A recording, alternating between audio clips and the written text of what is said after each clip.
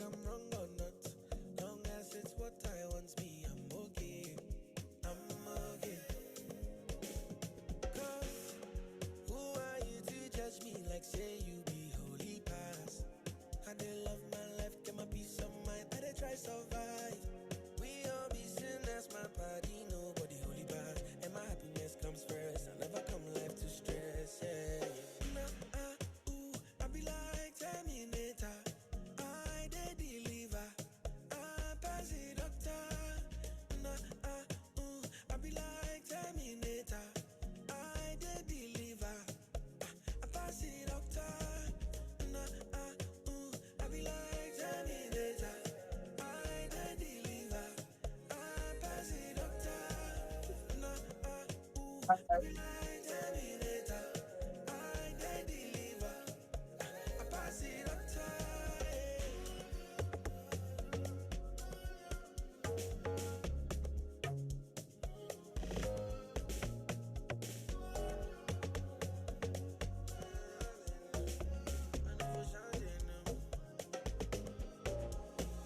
Me, I know they care for stunting. I only care for money. I never care for perfect. As long as I'm happy. See me, I know for sure they know me. Young boy, but I know G. 6 years, no be small thing. And since I entered the game, fatality. See all the troubled days, sleepless nights, things I see inside life.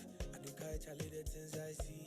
Don't they live to impress nobody. They doubt my thing, them forget. So only me. Oh no, oh no. Cause who are you to judge me like say you be holy past?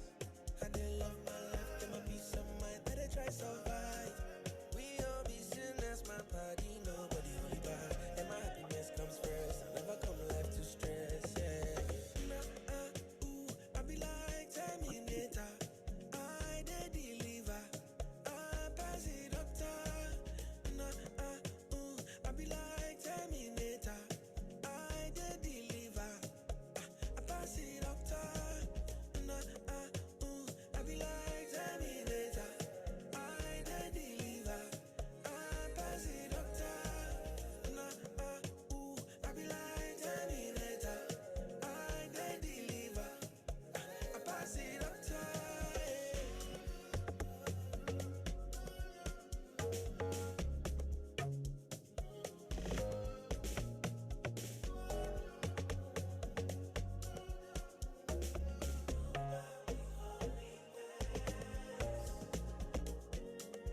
Yeah, yeah.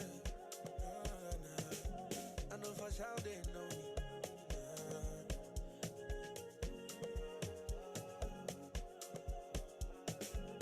Skin can promise. Yeah, yeah.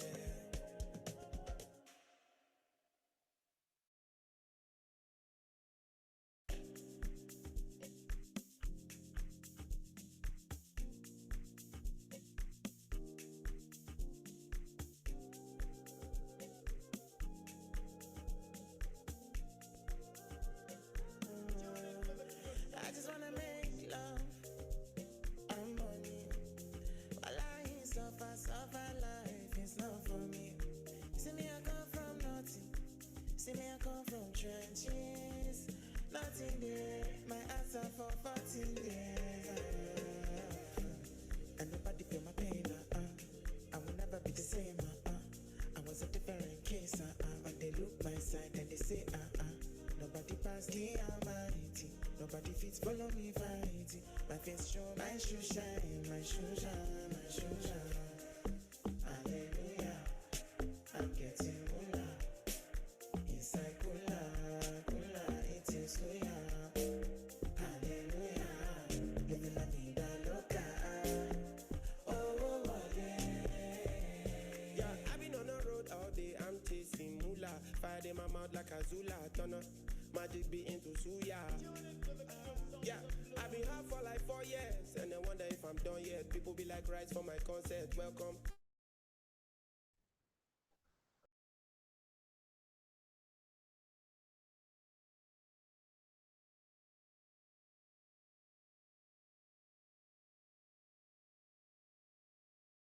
Mau nggak pernah ikut PKM? Gue nggak pernah.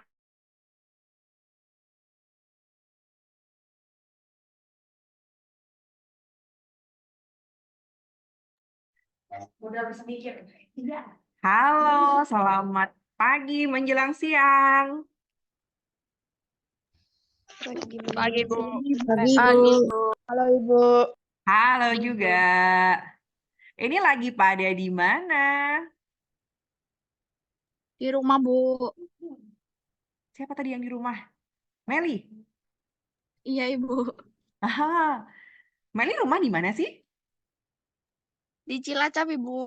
Oh iya, di Cilacap. Ada lagi yang lagi di rumah? Hai Bella, Ap- Iha, Koy, Tika. Namanya Tika, wajahnya Ayu ya. Ada lagi yang lagi di rumah. Clarita lagi di rumah nih kayaknya nih. Iya, Ibu. Lagi di rumah. Aduh, kemarin saya lihat update-nya lagi main di pantai, seru banget. Sebentar. Oke, boleh saya ini dulu ya, teman-teman boleh kasih reaction dengan reaction apapun, mau love, mau thumbs, mau angkat tangan, boleh. Yang angkatan 2023, boleh kasih reactionnya dulu. Jangan-jangan nggak ada lagi. Coba angkatan 2023. Nggak ada beneran. Angkatan 2023, boleh kasih reaction-nya? Oke. Gladys, halo Mbak. Thank you. Sudah kasih respon. Ada lagi selain Mbak Gladys, angkatan 2023?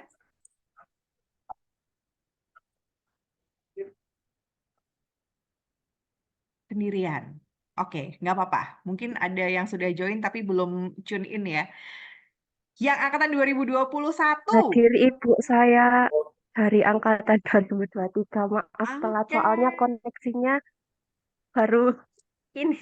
Maaf, Ibu. Iya, enggak apa-apa. Terima kasih Mbak Liana. Angkatan 2021, boleh yuk dikasih reaction-nya.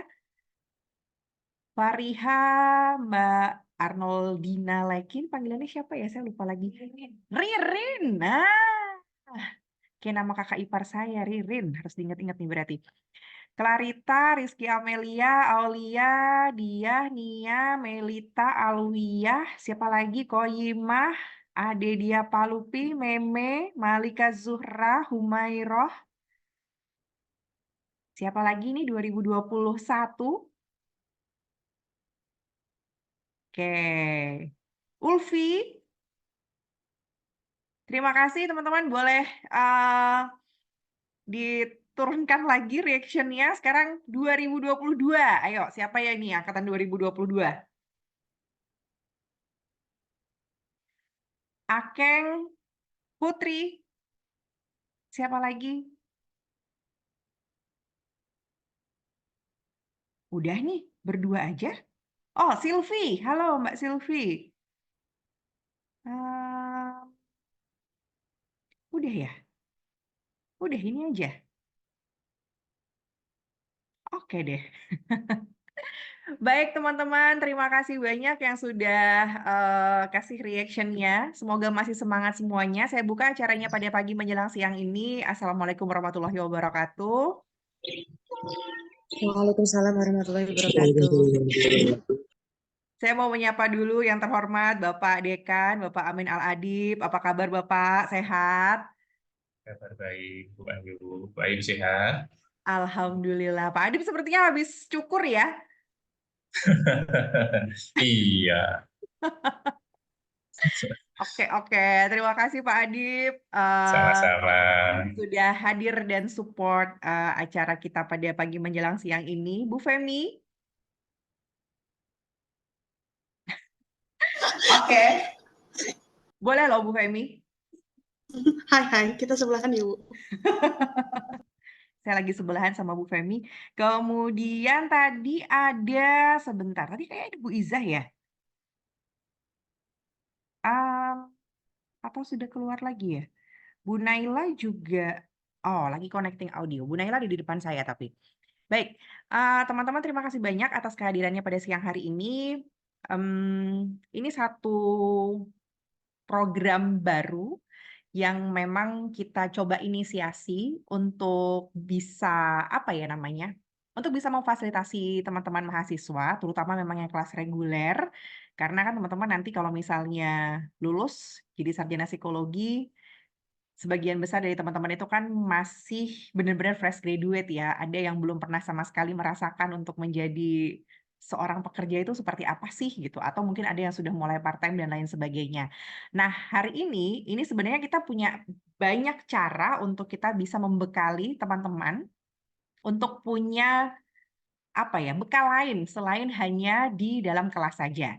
Nah, sedikit saya kasih gambaran ya teman-teman, kenapa sih harus ada program ini, kenapa kita mensosialisasikan program peningkatan prestasi mahasiswa, terutama untuk di luar akademik ya. Akademik itu dalam artian yang berhubungan sama perkuliahan, yang berhubungan sama IP, IPK gitu ya, di luar itu, kenapa kita mengadakan acara ini, kenapa kita membuat program peningkatan prestasi mahasiswa. Nah, kita akan lihat dulu nih, salah satu yang mendasari itu adalah kita mau tidak mau, apa sih tujuan teman-teman ketika kuliah? Saya yakin sebagian besar dari kalian itu kan pengen kerja ya, pengen kerja. Apapun itu pekerjaannya, mau jadi psikolog, mau jadi ilmuwan, mau jadi ibu rumah tangga, mau jadi bapak rumah tangga, mau jadi wirausaha, atau bahkan mau jadi pendidik, apapun itu nanti rencana teman-teman ketika setelah lulus, sebenarnya apapun profesinya, apapun nanti pilihan tujuan setelah ini, itu kita harus mengikuti perkembangan zaman. Saya yakin teman-teman akan sepakat dengan ini. Nah, ini yang melatar belakangi kenapa kita perlu nih sepertinya punya wadah buat teman-teman mahasiswa untuk meningkatkan soft skill ini. Ini saya kasih tunjuk gitu ya. Ada top 10 skills yang tahun 2025. Ini selalu updated setiap tahunnya, cuma beberapa tahun terakhir ini tuh hampir tidak berubah. Yang ini disampaikan di World Economic Forum.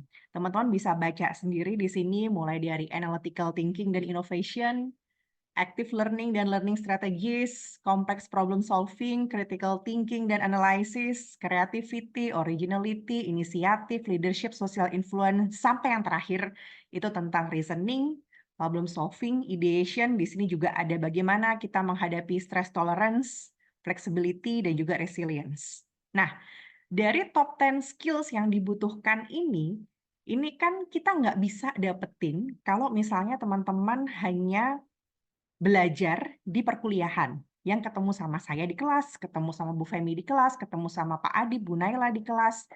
Mungkin ada yang kita belajar gitu ya. Kita sekaligus berlatih analytical thinking. Misalnya kita dikasih tugas sama Pak Adib untuk kita mikir, wah ini cara penyelesaiannya seperti apa ya? Atau mungkin dapat tugas dari Bu Femi untuk, wah ini selain saya dapat nilai, saya juga belajar problem solving-nya seperti apa sih gitu. Tapi saya yakin tidak semua dari skill ini itu bisa kita dapatkan di perkuliahan tatap muka ataupun mungkin yang diselenggarakan lewat Zoom atau mungkin Jimit atau apapun itu yang memang kita ngomongin mata kuliah itu nggak bisa mengembangkan top 10 skill ini secara maksimal. Padahal ini dibutuhkan ketika teman-teman nanti lulus.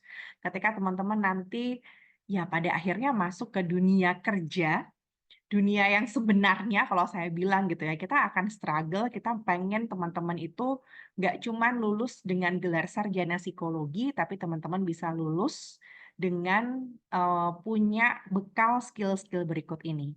Nah, skill ini akan bisa semakin berkembang, salah satunya itu dengan cara teman-teman bisa mengikuti berbagai kompetisi atau perlombaan. Karena saya yakin di situ kita nanti akan belajar, oh iya ya, kita harus memanfaatkan teknologi. Misalnya, wah selama ini saya mengoperasikan Zoom aja cuman bisa open cam, atau mungkin nyalain mikrofon, habis itu saya matikan lagi, off cam juga seperti apa, tapi kalau misalnya diminta share screen, saya masih bingung. share screen lewat laptop sama share screen lewat handphone ternyata saya juga masih kelimpungan gitu misalnya. Oh udah share video gitu, cuman ternyata kok suaranya nggak keluar ya, ini yang diklik yang mana misalnya, itu pemanfaatan teknologi. Tapi bisa jadi kalau kita itu ikut sesuatu, menambah pengalaman, misalnya salah satunya dengan ikut lomba, ikut kompetisi. Nah, teman-teman bisa meningkatkan mau tidak mau jadi belajar. Oh iya ya, teknologi yang ada sekarang tuh jangan sampai didiemin dong. Kalau memang bisa support kehidupan kita ya kenapa enggak? Mungkin kita akan belajar tentang kreativitas, karena kita akan mencari ide, gimana sih caranya biar kita itu bisa memenangkan satu kompetisi atau mungkin satu perlombaan. Atau bisa juga nanti kita belajar stress tolerance gitu. Mungkin selama ini teman-teman belajar terus dapat nilai B aja itu udah stres. Dapat tugas dari saya, Bu Femi, Pak Adib, Bu Naila, udah aduh rasanya apa ya, udah nggak bisa tidur saking cemasnya gitu misalnya. Nah, dari sini teman-teman ketika merasakan, wah saya harus belajar lagi nih, stres itu kan kita harus berdamai dengan itu ya. Oke, kemarin mungkin cuma dengan adanya tugas-tugas ini aja saya udah stres. Gimana ya caranya biar untuk meminimalisir itu? Mungkin di semester berikutnya teman-teman sudah bisa mengendalikan stres ini dengan lebih baik. Oke, naik level lagi dong harusnya. Nah, salah satunya kenapa kita melaunching program ini, mensosialisasikan program ini ke teman-teman, harapannya teman-teman tertantang untuk bisa mengikuti hal-hal yang semakin membuat teman-teman itu bisa mengendalikan stresnya teman-teman. Bisa mengatasi caranya seperti apa, bisa akhirnya punya apa ya namanya, kalau misalnya ada masalah, ini di sini ada problem solving misalnya. Kalau kita punya satu tantangan dan akhirnya kita harus mau nggak mau berpikir, iya ya, ini penyelesaiannya gimana ya? Gimana caranya biar saya resilience nggak terlalu dikit-dikit gampang nyerah misalnya. Gimana caranya kita bisa mengoptimalkan potensi yang kita punya sebaik mungkin. Karena kita kalau nggak pernah mencoba atau kita nggak pernah menantang diri kita sendiri, kita nggak pernah tahu sebenarnya kita tuh punya kemampuan sampai sebagus apa sih. Makanya itu latar belakang kenapa kami mensosialisasikan program ini. Harapannya teman-teman bisa mengasah kemampuan ini yang nggak didapat atau mungkin kalaupun dapat di perkuliahan itu secara prosentase tidak banyak.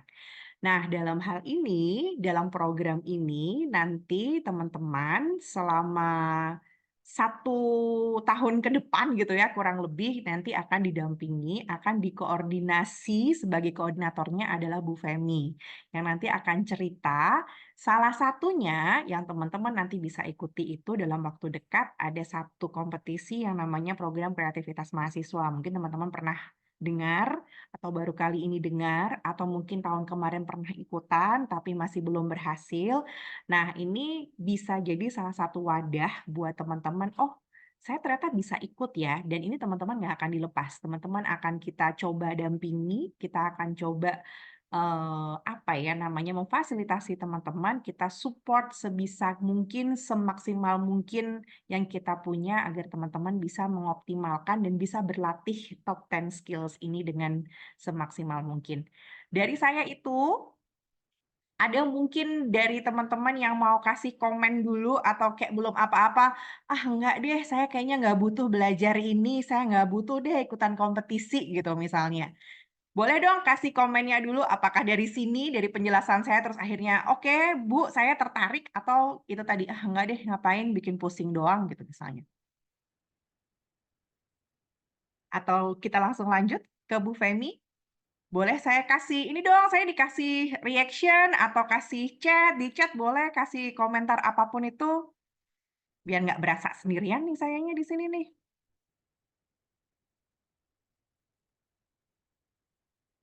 Bu, saya lulus mau jadi ibu rumah tangga, nggak butuh di top 10 skills ini gitu. Ibu rumah tangga, kalau misalnya mau kekinian, ya butuh top 10 skills ini. Apalagi kalau misalnya pengen punya anak juga gitu ya, bukan yang child free.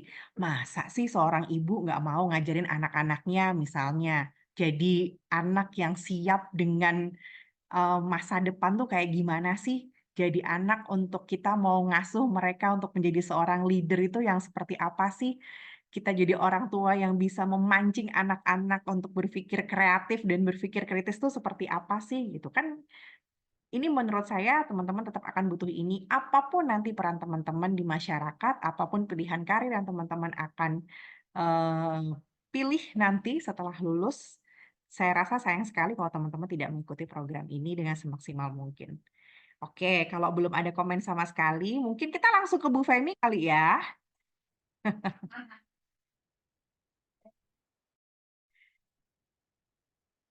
Bu Ayu, saya izin share screen terlebih dahulu, teman-teman. Hari ini kayaknya semoga isinya daging ya. Semoga. Oke. Sudah terlihat ya sepertinya. Teman-teman minta konfirmasinya terlebih dahulu. Udah jelas ya? Udah terlihat slide saya. Terima kasih untuk kesempatannya Pak Adip, Bu Ayu, Bu Naila, dan teman-teman. Hari ini sebagai yang ditunjuk untuk mengkoordinir program baru gitu ya. Saya bilang ini program baru dan inisiasi yang baik dari Fakultas Psikologi supaya kita punya prestasi gitu ya teman-teman, nggak cuma di akademik. Nah, sebenarnya tadi sudah dibahas ya sedikit, apa aja sih prestasi yang bisa diraih. Yang paling dekat ini ada PKM, tapi di luar itu tuh teman-teman lomba esai, teman-teman lomba nyanyi, lomba pidato, atau lomba apapun yang di luar perkuliahan itu bisa dilakukan. Oke, kemudian semua orang bisa, tantangan itu pasti ada, nggak mungkin nggak ada. Gitu ya, tapi semuanya pasti bisa dilalui gitu, pasti bisa, dan prestasi itu punya semua orang, bukan punya orang tertentu aja. Jadi semua yang hadir di sini, semua mahasiswa psikologi, Fakultas Psikologi UPM 45, punya kesempatan dan bisa mencapai prestasi apapun di luar prestasi akademik, gitu. Nah, karena yang paling terdekat adalah PKM, jadi hari ini saya mau bahas tentang PKM. Yang ini saya yakin teman-teman mahasiswa tuh sudah paham tentang PKM, cuman saya mau refresh aja begitu. Secara umum tujuannya memang untuk mempersiapkan mahasiswa untuk fokus pada masa depan. Secara umum seperti itu. Jadi di PKM ini, tadi saya melengkapi aja yang sudah dibahas Bu Ayu di kesempatan sebelumnya itu. Ada banyak hal yang sebenarnya dibutuhkan di tahun 2025. Nah, PKM bisa menjawab itu. Kita menjadi lebih kompetitif, bukan berkompetisi dengan orang lain ya, tapi kita bisa jauh lebih baik dari kita yang kemarin. Kita bisa adaptif, kita fleksibel, kita produktif karena punya karya, bisa berdaya saing dengan karakter Pancasila. Jadi artinya kalau di PKM ini, kalau bersaing ya bersaing, tapi bersainglah secara sehat begitu ya. Tahu dan taat aturan, kreatif dan inovatif, objektif dan kooperatif. Dan hal-hal ini ternyata diperlukan di dunia kerja, teman-teman. PKM ini nggak cuman karena teman-teman mahasiswa lalu ayo kita ikut, tapi ternyata dia punya tujuan yang lebih besar, mempersiapkan mahasiswa supaya bisa masuk di dunia kerja dengan lebih siap gitu, lebih baik. Karena apa yang kita dapatkan di PKM itu ternyata nggak ada di teorinya, teman-teman.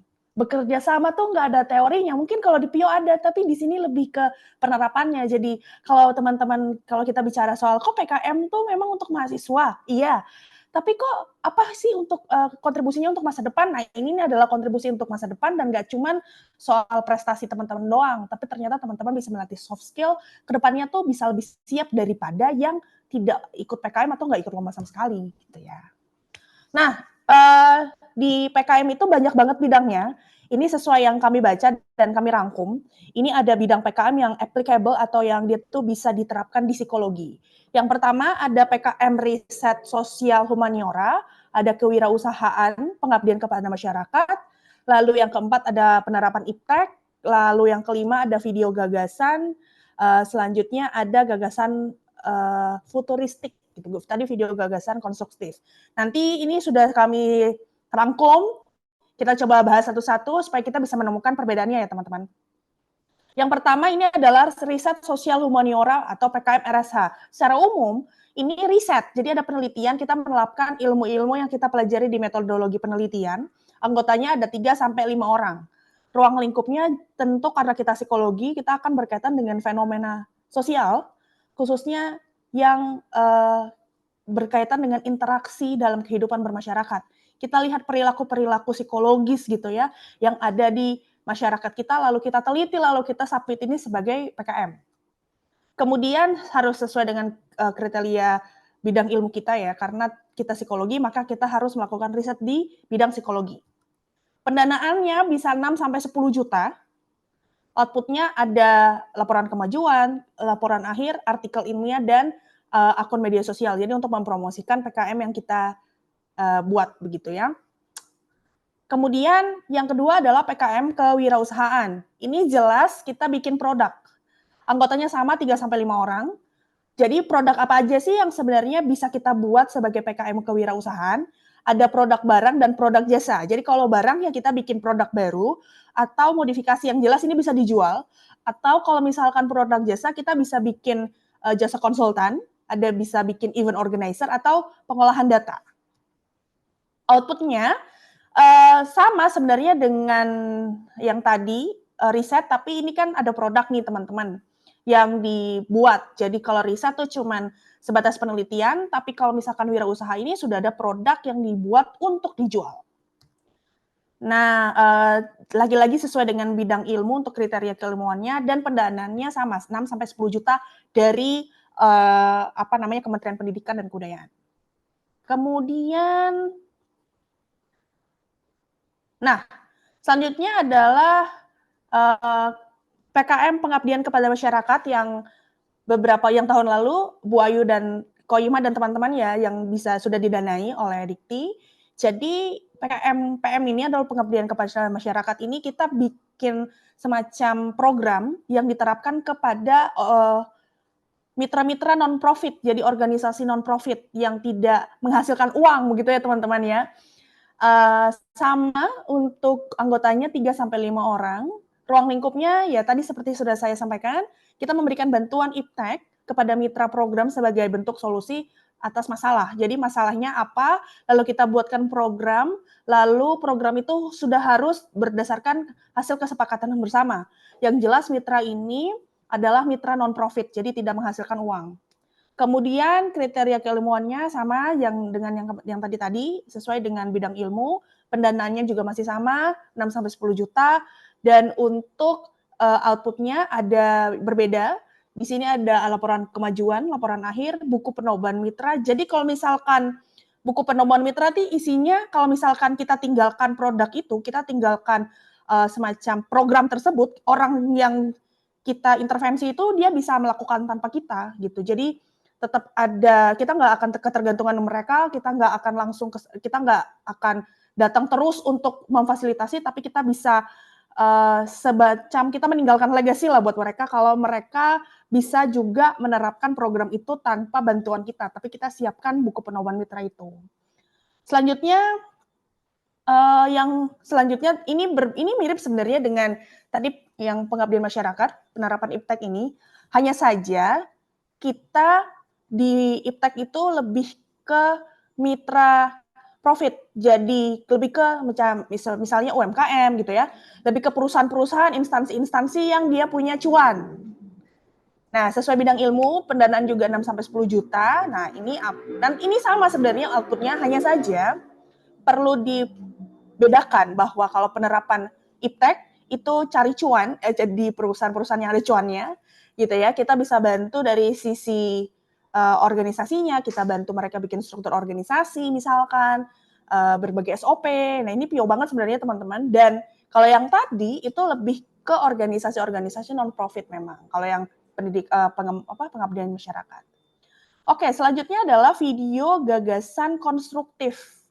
Nah ini sebenarnya PKM VGK ini adalah PKM yang mewadahi kesenangan teman-teman, minat teman-teman di generasi Z saat ini untuk mengunggah konten di media sosial. Jadi outputnya akan video. Ruang lingkupnya ini seputar masalah kekinian yang terjadi di masyarakat.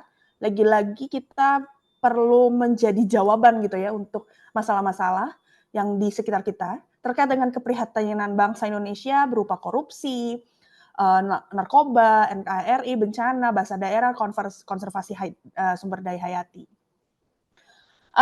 Kriteria keilmuannya SDGs nanti saya bahas lebih lanjut teman-teman setelah ini dan isu-isu nasional. Pendanaannya masih di 6 sampai 10 juta. Untuk outputnya mirip dengan yang tadi ada laporan kemajuan, laporan akhir, tapi ada video YouTube gitu ya. Dan ada akun media sosial. Nah, selanjutnya adalah PKM gagasan futuristik tertulis. Jadi ini kita membuat tulisan, ada gagasan yang itu kita memprediksi apakah ini akan terjadi di masa depan dan kita mencari solusi atas masalah tersebut. Anggotanya masih sama 3-5 orang. Jadi ruang lingkupnya ini meliputi seluruh aspek berbangsa dan bernegara, sosial, ekonomi, budaya, politik, hukum, pendidikan, kesehatan, pertahanan keamanan, energi, teknologi, dan pangan, serta lingkungan, dan lain-lain. Nah, jadi kriteria keilmuannya adalah karya tulis membuat ide berupa konsep perubahan di masa depan. Namanya aja futuristik, jadi kita akan menulis gagasan yang kemungkinan akan terjadi sebagai dampak yang dari masalah yang kita lihat di zaman now. Nah, ini gagasan futuristik ini adalah masalah-masalah yang tidak terjawab oleh PKM bidang lain. Dan kayaknya ini akan terjadi di masa depan nih, tapi udah dilihat pakai metode-metode PKM yang lain itu nggak bisa. Nah, kita bisa pakai gagasan futuristik tertulis untuk menjawab masalah-masalah itu. Ini adanya insentif kalau yang ini, jadi yang tidak dapat pendanaan yang 6 sampai 10 juta tadi, adanya insentif 2,5 juta, outputnya adalah artikel gagasan seperti itu. Nah, ini adalah alur kegiatan PKM kurang lebih ya teman-teman. Jadi PKM yang applicable di psikologi itu ada 6 ini, ada RSH, K untuk kewirausahaan tadi, ada PM, PI, VGK, dan GFT. Lalu nanti didanai jika lolos. Lalu ada audit eksternal, lalu terakhir ada PIMNAS jika lolos dari audit eksternal itu lalu PIMNAS. PIMNAS nih ajang senasional, jadi orang-orang yang sudah didanai dan lolos audit eksternal itu lalu nanti mereka ikut PIMNAS, biasanya di salah satu kota di Indonesia. Nah, lalu apa sih keuntungan mengikuti PKM? Pengalaman teman-teman ini tuh nggak didapatkan selama kuliah, ini bukan teori, jadi ini bisa jadi bekal, sudah saya sampaikan dan Bu Ayu juga sudah sampaikan itu bahwa sebagai bekal untuk masuk dunia kerja. Ini ada 2 kesempatan untuk bisa konversi KKN dan konversi ke mata kuliah yang belum diambil. Tapi ini masih kesempatan karena memang syarat dan ketentuan berlaku. Kita harus lihat syarat dan ketentuan yang berlaku di mata kuliah tersebut dan yang berlaku di KKN. Jadi ini nggak serta-merta habis PKM lalu langsung bisa konversi. Itu syarat dan ketentuan berlaku. Jadi harus kami cek lagi. Tapi ada kesempatan sih selalu ada. Nah, tadi kalau sudah saya ceritakan perbedaannya satu dengan yang lain dari bidang-bidang PKM yang applicable di psikologi, apa keuntungan yang teman-teman bisa dapatkan. Tentunya kalau misalkan lolos dan didanai, ya dapat duit lah, gitu ya. Tapi teman-teman harus punya kewajiban. Semua mahasiswa Fakultas Psikologi wajib membuat proposal PKM. Ini sifatnya wajib untuk semua. Satu kelompok terdiri dari 3-5 anggota yang berbeda angkatan. Minimal 2 angkatan yang berbeda. Lalu teman-teman bisa memilih dosen pembimbing sendiri, terserah. Satu dosen pembimbing, wajib dosen Fakultas Psikologi UP 45. Semua dosen itu bisa, siapapun itu. Lalu wajib mengikuti proses PKM dari awal sampai akhir dengan bertanggung jawab dan sebaik-baiknya. Jadi kalau sudah mulai ya harus diselesaikan lah gitu ya. Dan tema harus sesuai dengan psikologi tentunya. Dan mahasiswa wajib menulis sesuai format laporan. Nanti kalau teman-teman sudah punya judul, lalu teman-teman diskusi misalkan dengan saya, begitu nanti akan diarahkan memang untuk, kami punya pedoman itu, di dalamnya sudah banyak banget untuk sistematika penulisan, jadi nanti harus sesuai itu. Biasanya udah jadi syarat utama nih kalau misalkan di seleksi, jadi dia udah jadi pertama, jadi kalau misalnya udah nggak lolos sistematikanya pasti udah nggak lolos sama sekali gitu. Nah, timeline-nya di 5 Februari, dari tanggal hari ini, saya revisi. Jadi tanggal dari 30 Januari sampai tanggal 10 Februari itu teman-teman mencari ide PKM dan persetujuan DOSBing. Lama loh. Kurang lebih ada 10 hari teman-teman bisa mencari ide PKM dan persetujuan DOSBing. Kemudian itu sekalian ya nanti bidangnya apa gitu teman-teman harus sudah bisa mengarah ke sana. Idenya apa lalu cari DOSBing yang mau dibimbing, minta persetujuannya, nanti kami punya form untuk lembar persetujuan dibimbing oleh dosen tersebut, semacam persetujuan untuk komitmen juga. Lalu dari tanggal 12 sampai 17 Februari itu proses bimbingan dengan dosen pembimbing. 19 sampai 23 Februari 2024 itu submit laporan pengajuan PKM ke fakultas. Dan yang terakhir adalah feedback hasil. Jadi kami berharap semua mahasiswa bisa mengirimkan PKM dan kita bisa submit itu yang untuk PKM nasional. Targetnya adalah 5 kelompok PKM lolos pendanaan di tahun 2024.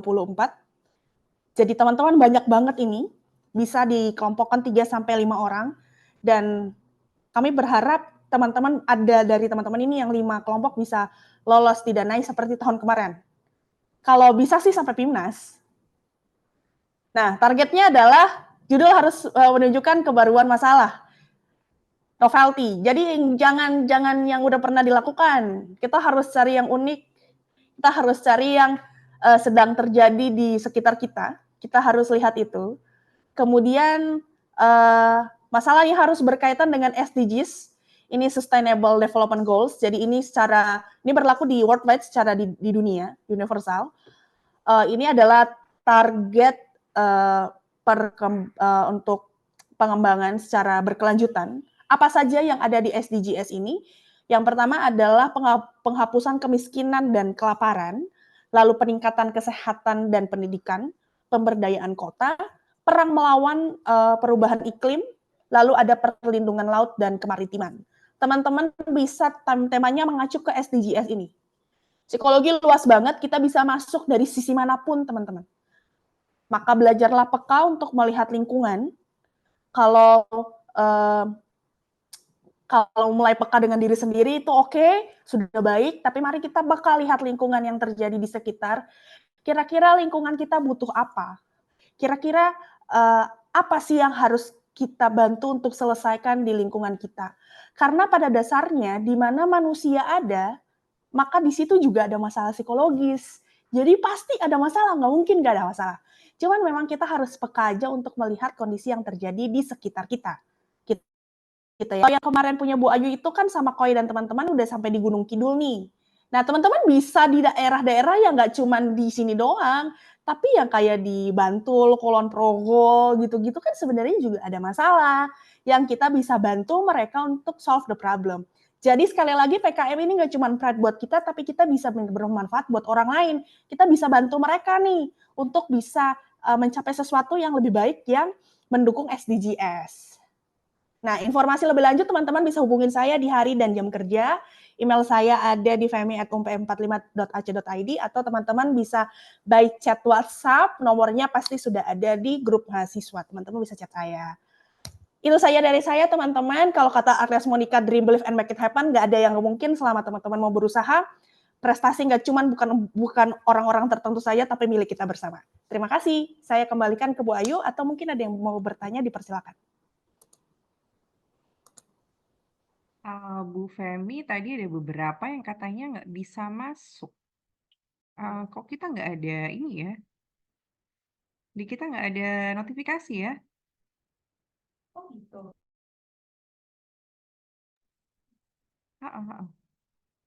Oh, sorry Bu.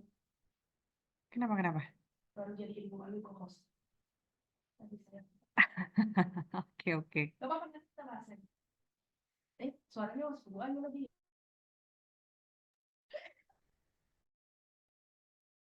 Teman-teman boleh dong kasih feedback apapun itu komentar teman-teman tentang program ini.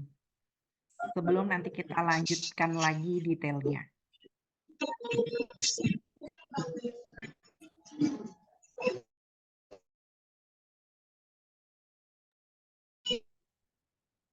Halo, halo, ada yang ini?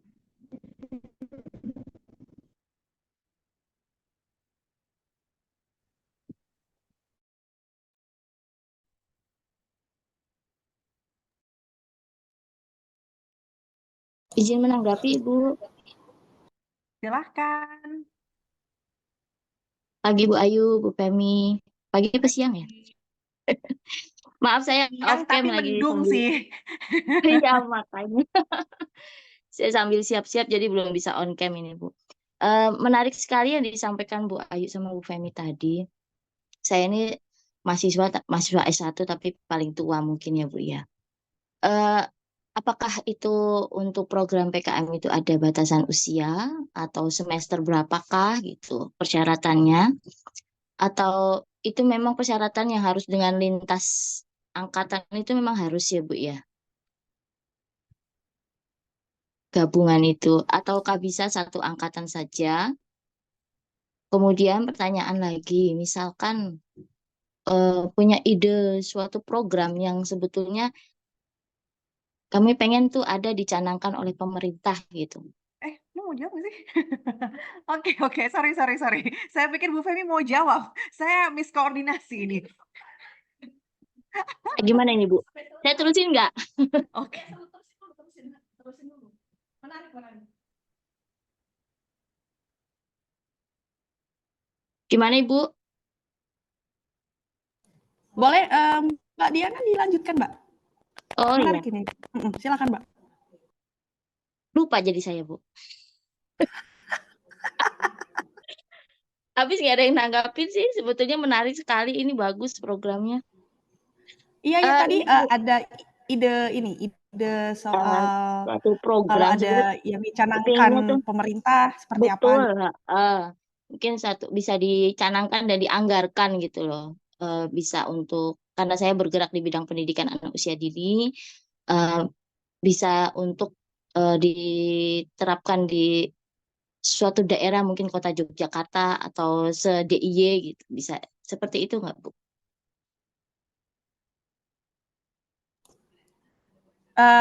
Kalau dari saya yang pertama, Mbak, memang untuk PKM ini memang untuk mahasiswa reguler gitu. Tapi tidak menutup kemungkinan teman-teman yang kelas karyawan bisa support.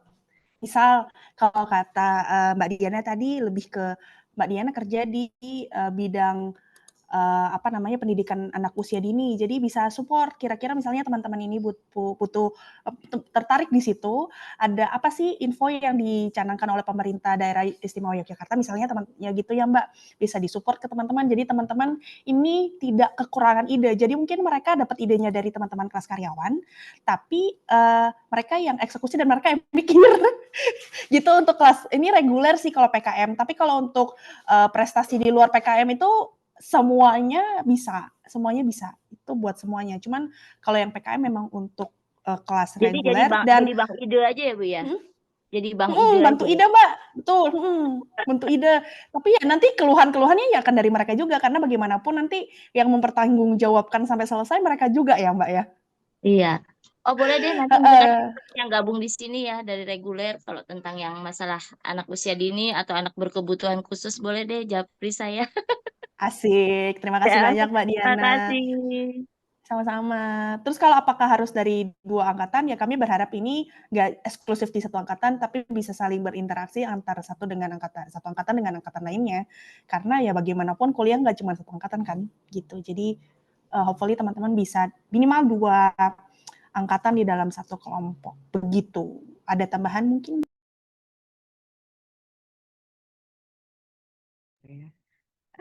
Oke, Mbak Diana, terima kasih banyak atas responnya. Sedih ya, karena nggak ada yang respon kan.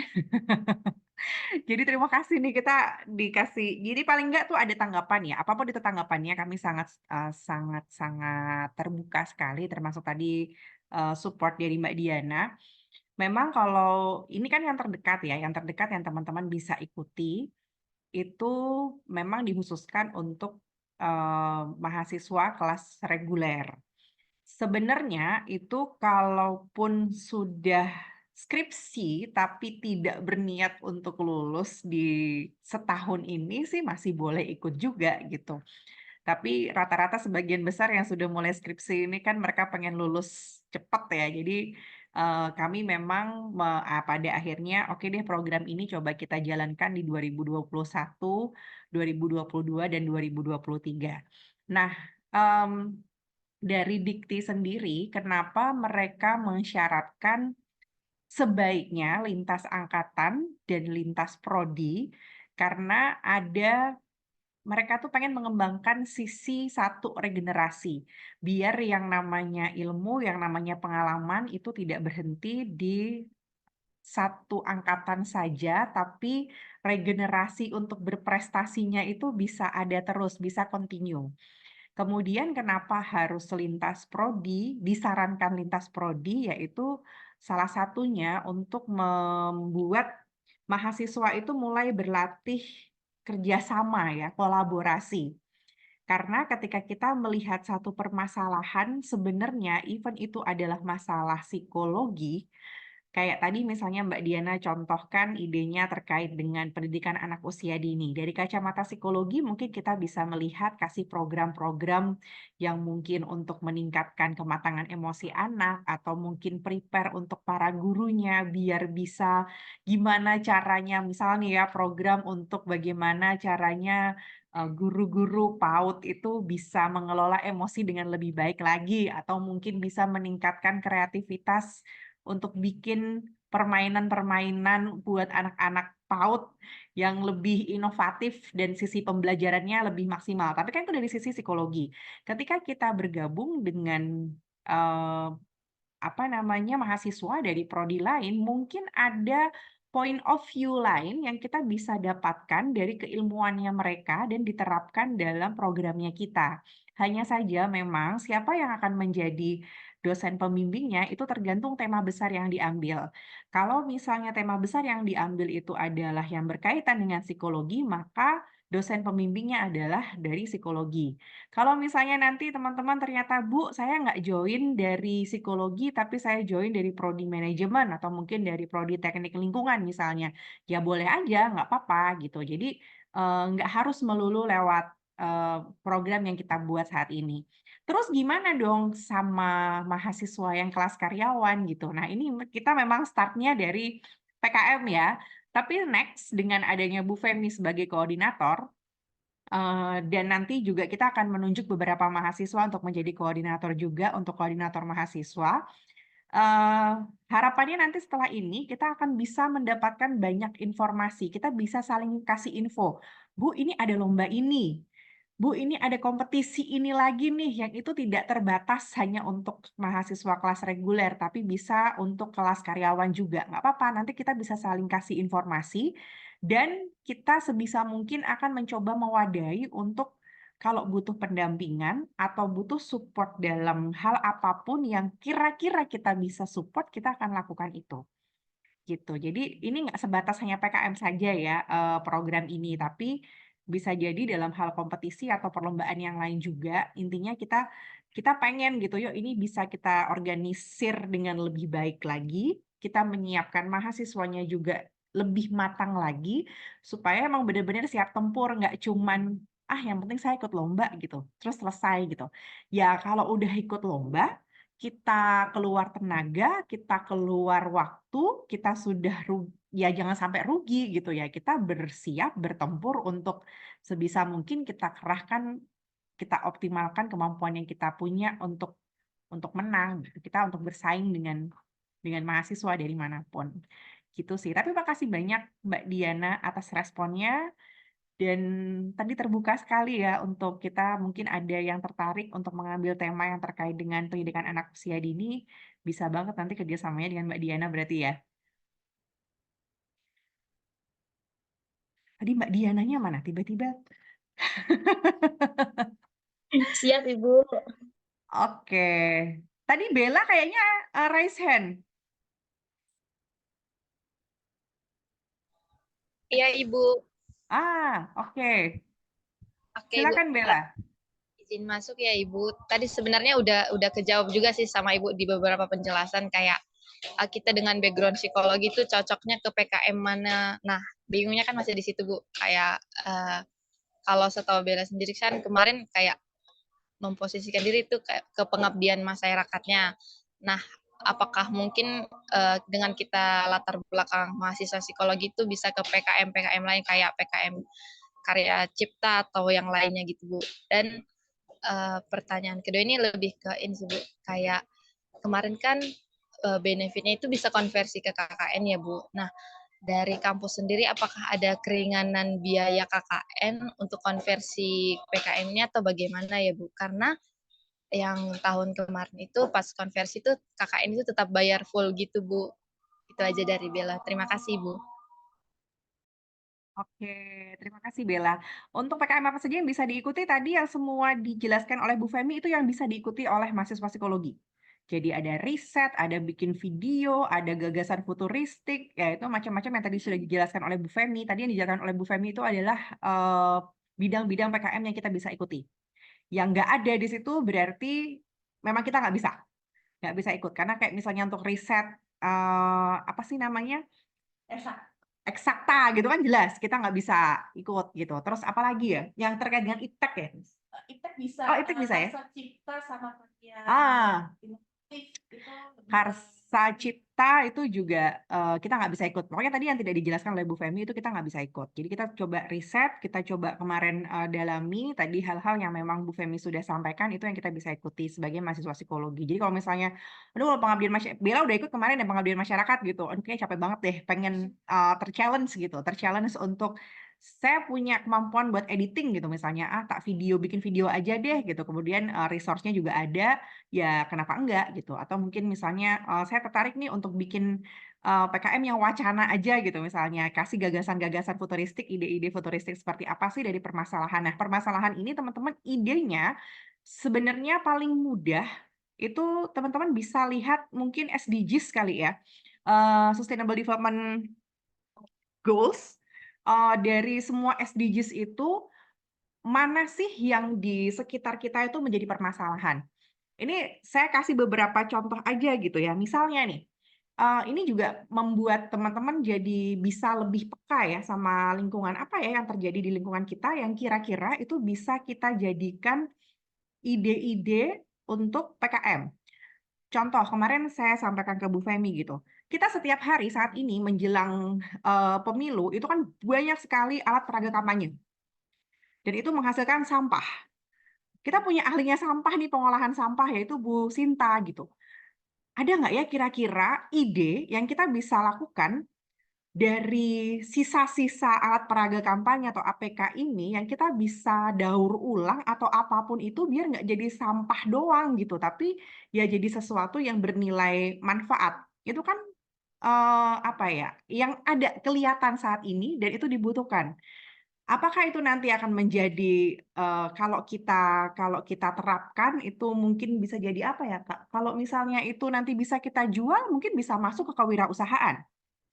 Kalau nanti kita pada akhirnya melihat isu tersebut terus, wah ini sebenarnya ada cara kampanye yang lebih efektif yang kita itu nggak buang-buang uang dan nggak nyampah gitu. Nah mungkin kita bisa gunakan gagasan futuristik gitu misalnya. Gimana sih caranya untuk bisa campaign dengan lebih efektif, lebih murah, mungkin lebih bisa diterima oleh masyarakat zaman sekarang, lebih bisa diterima oleh Gen Z misalnya.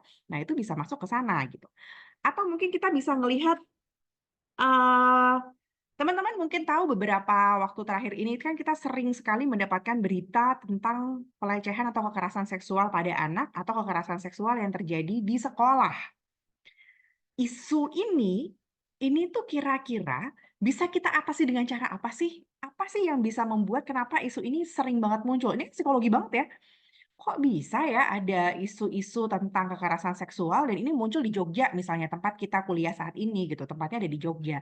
Itu di tingkat apa? Oh kemarin SD ada, oh ternyata SMP ada juga, oh bahkan gurunya sendiri itu juga ada.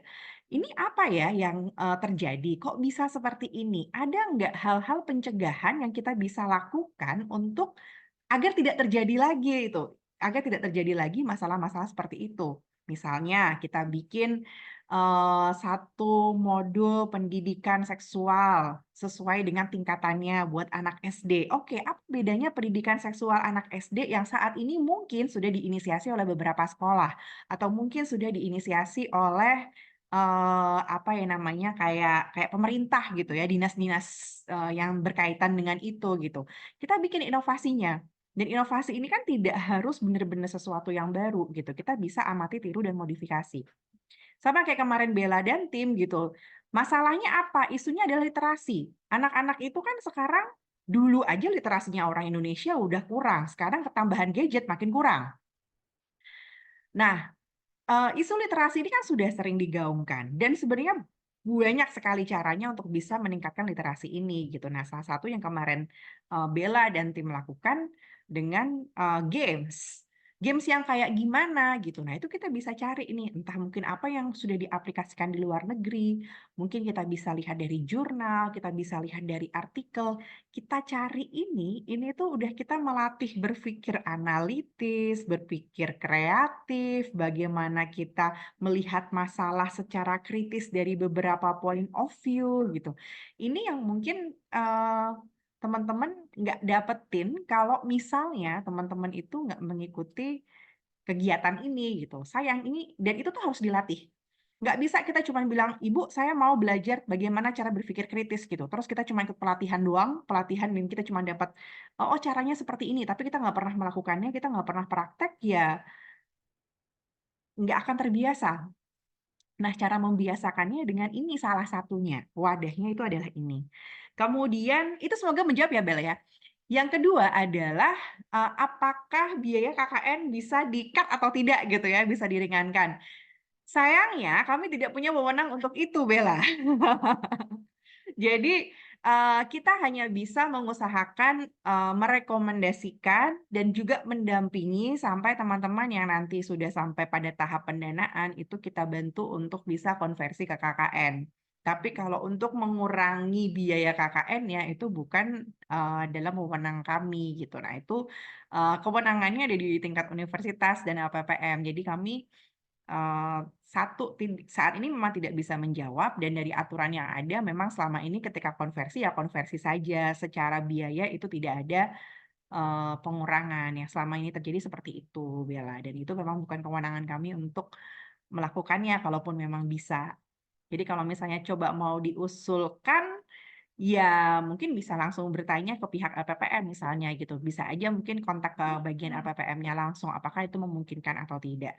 Dan ini tidak serta-merta ya, begitu, oh saya lolos nih sampai pendanaan, terus serta-merta nanti kita langsung dapat konversi, enggak gitu. Tetap ada proses yang harus diikuti gitu. Kayak tetap nanti teman-teman akan mendapatkan dosen pembimbing KKN, kemudian teman-teman harus membuat laporan, ya semacam laporan untuk bukti bahwa apa yang teman-teman lakukan selama PKM ini memang capaian pembelajarannya itu bisa dikonversi ke capaian pembelajarannya KKN. Itu. Menjawab, Bella? Pak Adip mungkin mau nambahin terkait konversian ini?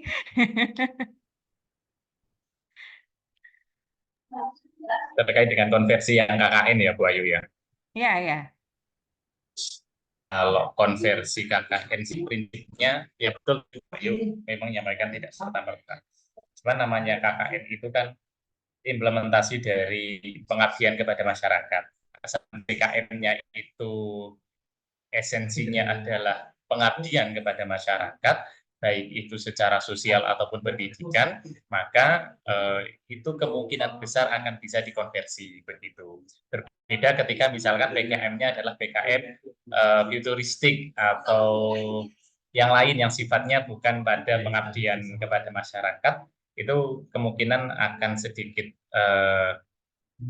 peluangnya akan lebih sedikit dibandingkan ketika PKM-nya adalah PKM yang sifatnya pengabdian kepada masyarakat. Tetapi ini bukan kemudian menjadi sesuatu yang diharuskan oleh teman-teman ketika punya ide dalam PKM, terus wah karena saya pinginnya outputnya akan konversi KKN, maka saya PKM-nya akan pengabdian kepada masyarakat saja, padahal punya ide menarik di luar ide-ide yang pengabdian kepada masyarakat.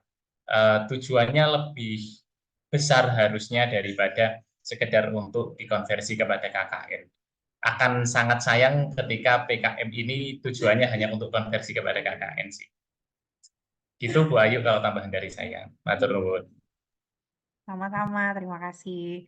Ya, sebenarnya kalau kayak kita misalnya ngambil riset sosial humaniora gitu ya, terus teman-teman nanti mau mengkonversi itu jadi karena riset mungkin lebih mendekati ke apa namanya teknik penyusunan tugas akhir gitu. Itu kan mirip ya, atau mungkin SSK. Itu bisa nanti kita rekomendasikan untuk ya ini rekomendasi ya, kita tidak bisa bilang pasti akan bisa dikonversi gitu, tapi kita rekomendasikan untuk itu. Apalagi kan kalau kayak riset itu kan juga ada output jurnal kan yang harus eh, dipenuhi gitu. Masing-masing dari PKM itu kan pasti ada output-outputnya. Nah, kalau misalnya tadi contohnya riset kan ada output jurnal. Ya kita pasti akan mempertimbangkan ketika teman-teman dalam satu tim bisa eh, riset dan akhirnya outputnya bisa upload artikel di jurnal, ya kita pasti akan menghargai itu, akan berbeda dengan teman-teman yang eh, benar-benar nggak ikut ini atau ya ikut tapi mungkin belum sampai pada tahap pendanaan atau bahkan mungkin tidak lolos sampai ke tingkat nasional gitu misalnya. Kita pasti akan sangat-sangat mempertimbangkan itu. Ibu, satu pertanyaan lagi boleh? Oke, boleh.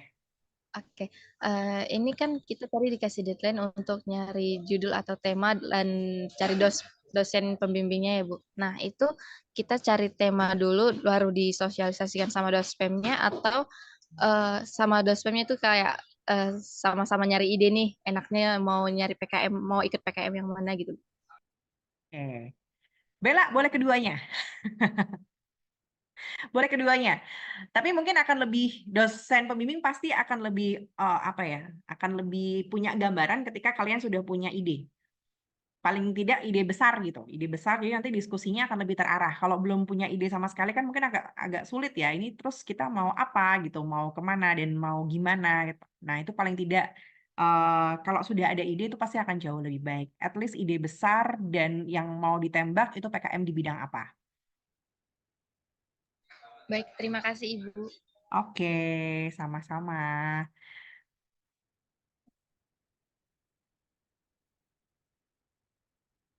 Oh iya, untuk pembimbing, semua dosen psikologi ini bisa membimbing saat ini posisinya. Jadi teman-teman kami bebaskan untuk bisa pilih siapapun yang mau teman-teman kayaknya ini kalau dibimbing sama Pak Adip gitu, ini kayaknya seru deh gitu ya. Udah langsung hubungi Pak Adip di Bribe.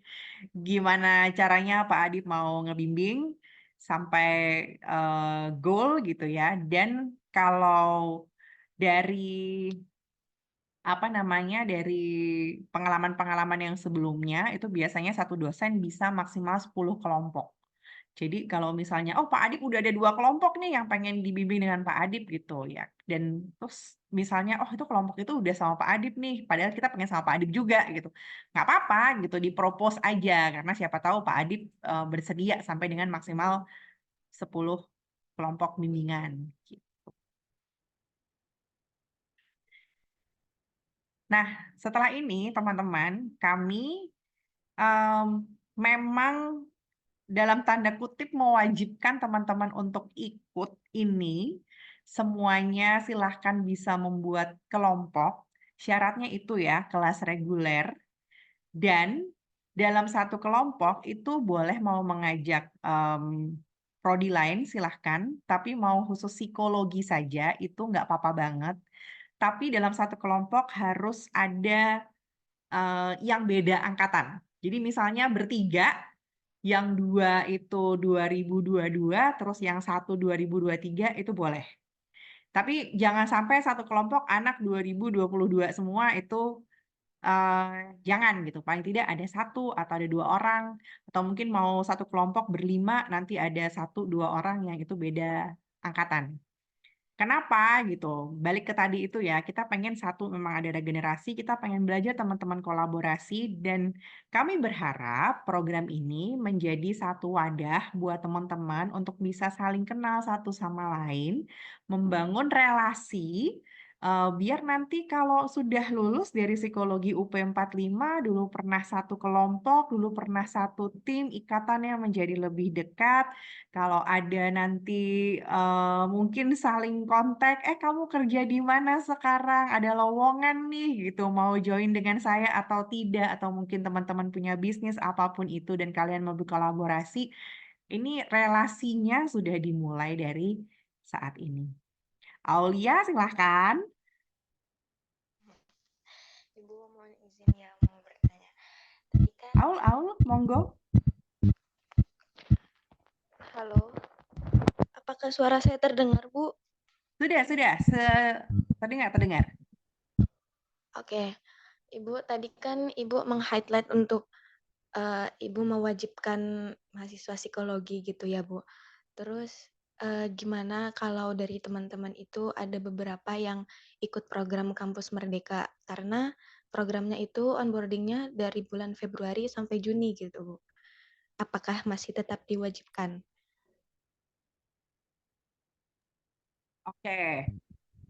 Bagaimana kalau misalnya sekarang lagi ada ikut program Kampus Merdeka? Ini juga part dari Kampus Merdeka ya sebenarnya. Ada ikut magang, studi independen, atau juga mungkin ikut pertukaran mahasiswa gitu ya, atau mungkin ada yang ke kampus mengajar. Apakah diwajibkan? Iya.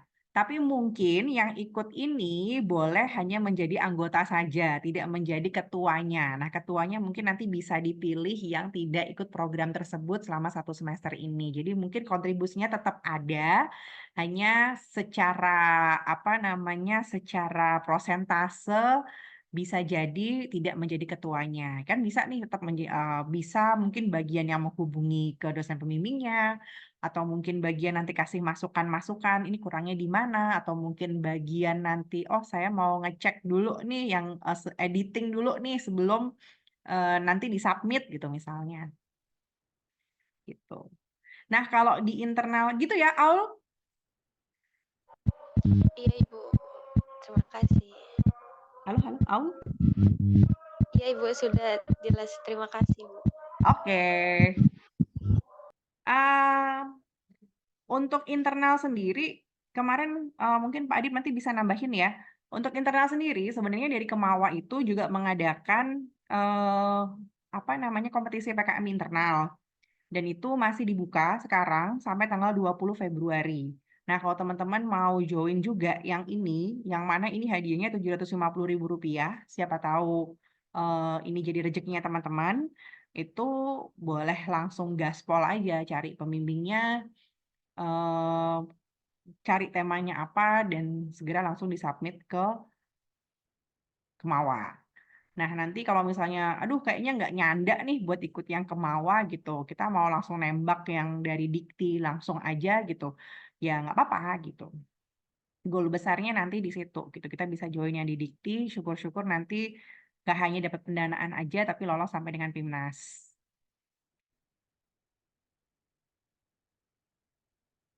Ini sudah ada template, sebentar ya.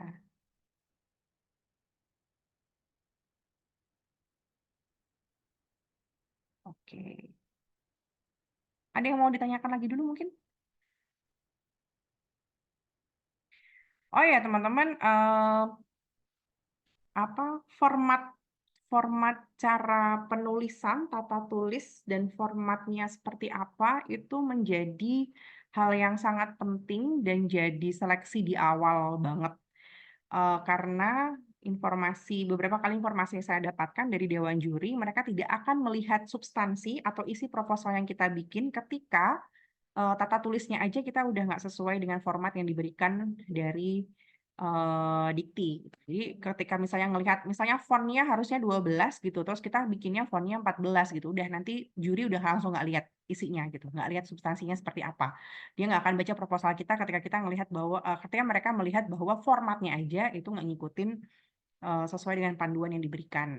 Jadi itu kayak seleksi awalnya. Jangan sampai kita udah bikin proposal bagus banget, tapi karena tata tulisnya itu tidak sesuai dengan panduan yang diberikan, terus kita langsung nggak kebaca gitu, nggak dibaca oleh mereka. Jadi kita udah gagal di awal tuh jangan sampai terjadi. Nah itu salah satu karakter ketika mengikuti kompetisi-kompetisi di tingkat dikti ya. Di dosen pun juga demikian gitu, kompetisi-kompetisi yang dosen harus bisa ikuti gitu ya, berkaitan dengan hibah, baik itu penelitian, pengabdian masyarakat, kita harus ngikutin panduannya. Karena ketika tidak sesuai dengan panduan yang mereka bikin, ternyata reviewer udah nggak baca.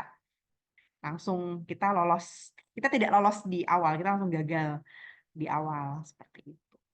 Jadi itu akan jadi penting banget untuk mengecek kembali. Bella, Koyimah mungkin ngerasain ya, eating juga gitu. Agak cerewet dulu saya di awal untuk coba cek lagi itu sudah betul apa belum, cara bikin tabel sudah betul atau belum, cara penulisan daftar pustaka, daftar isi dan segala macam itu sudah sesuai dengan format atau belum. Semua capaian luaran yang disyaratkan ada di pedoman itu sudah kalian tulis atau belum. Jangan sampai kita gagal cuman gara-gara hal sepele itu gitu. Kan sayang banget.